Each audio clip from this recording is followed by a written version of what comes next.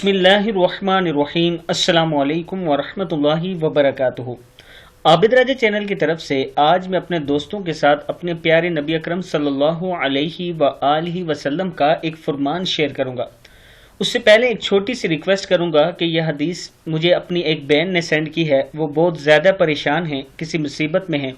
आप तमाम दोस्तों ने उनके लिए दुआ करनी है। जो जो इस वीडियो को देखे उनके लिए हाथ उठाकर ज़रूर दुआ करे कि अल्लाह ताला उनकी मदद फरमाए और जिस मुसीबत में है अल्लाह ताला उन्हें उस मुसीबत से निकाले और कामयाब फरमाए। तो शुरू करते हैं। बिस्मिल्लाहिर्रहमानिर्रहीम। रसूलुल्लाह सल्लल्लाहु अलैहि व आलिहि वसल्लम ने एक मुसलमान शख्स की इयादत की। वो बीमारी की वजह से परिंदे के बच्चे की तरह कमजोर हो चुका था। रसूलुल्लाह सल्लल्लाहु अलैहि व आलिहि वसल्लम ने इस शख्स से फरमाया, क्या तुम अल्लाह से कोई दुआ या किसी खास चीज का सवाल करते हो? इस शख्स ने अर्ज की, जी हाँ, मैं कहा करता था, ए अल्लाह, तूने जो मुझे आखिरत में सजा देनी है वो तू मुझे दुनिया में दे ले।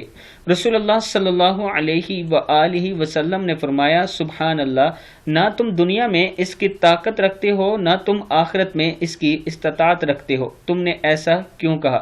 ए अल्लाह, हमें दुनिया में भी भलाई अता फरमा और आखिरत में भी भलाई अता फरमा और हमें जहन्नम के अजाब से बचा ले। रावी बयान करते हैं कि इस शख्स ने इन कलमात के जरिए से दुआ की तो अल्लाह ने इसे शिफा अता कर दी।